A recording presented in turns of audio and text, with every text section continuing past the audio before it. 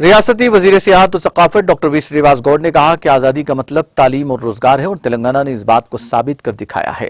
कौमी परचम लहराना इंतहाई खुशआइंद बात है। भारत की डायमंड जुबली तकरीब के सिलसिले में महबूबनगर में वजीर श्रीनिवास गौड़ ने शमा रोशन करते हुए एवीडी सिनेमा थिएटर में तलबा के लिए मुफ्त महात्मा गांधी फिल्म की नुमाइश का आगाज किया। बादजा उन्होंने तलबा के साथ फिल्म देखी और घर घर कौमी परचम भी तकसीम किए। 8 తారీఖు నుంచి 22 తారీఖు వరకు వజ్రోత్సవ భాగంగా అనేక కార్యక్రమాలు నిర్వహించుకుంటూ ఆట పాటలతో తెలంగాణ ప్రజానిక మొత్తం కూడా గొప్పగా సంబరాలు జరుపుకోవాలని చెప్పి మరి నిర్ణయించి ఈ రోజు గాంధీ మహాత్ముని సినిమాను కూడా మనం చూడాలి।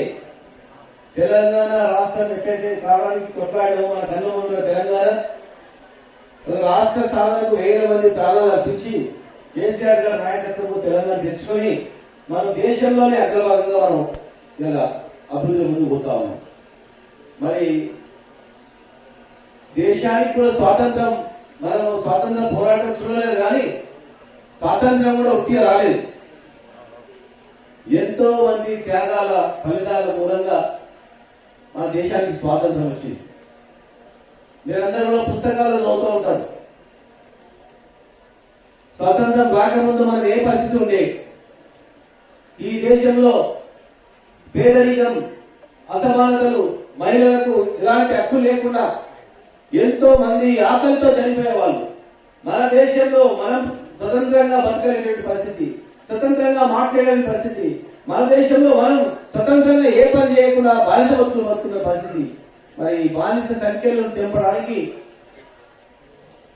మహాత్మా గాంధీ గారి ఆధ్వర్యంలో అనేక సత్యాగ్రహ పోరాటాలు, శాంతియుత పోరాటాలు నిర్వహించడం జరిగింది।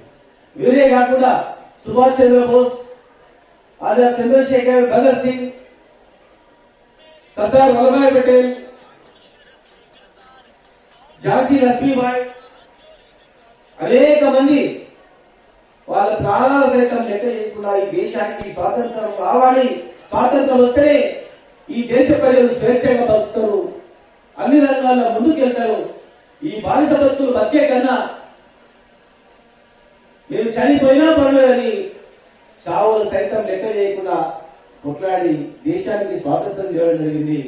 మరి అలా స్వాతంత్రం వచ్చింది, వచ్చిన దేశంలో ఎంతో రకాలుగా అభివృద్ధి ముందుకు పోవడం జరిగింది।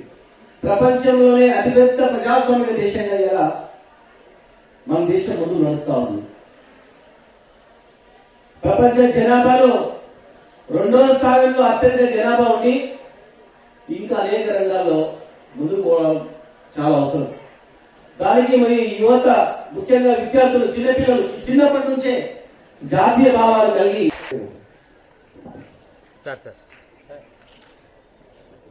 సార్ రాత్రి అంతా నిద్రలేదు, ఇప్పటివరకు కూడా 24 గంటల్లో ఒక నిమిషం నిద్ర అవ్వలేదు। వేరే ప్రోగ్రామ్ పై నైటంతా నెలకొని అన్నారు।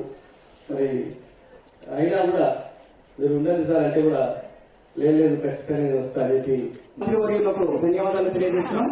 అలాగే జిల్లా కలెక్టర్ గారికి స్వాగతం సుస్వాగతం తెలియజేస్తాను। స్వాతంత్ర పోరాటంలో వారు చేసినటువంటి త్యాగ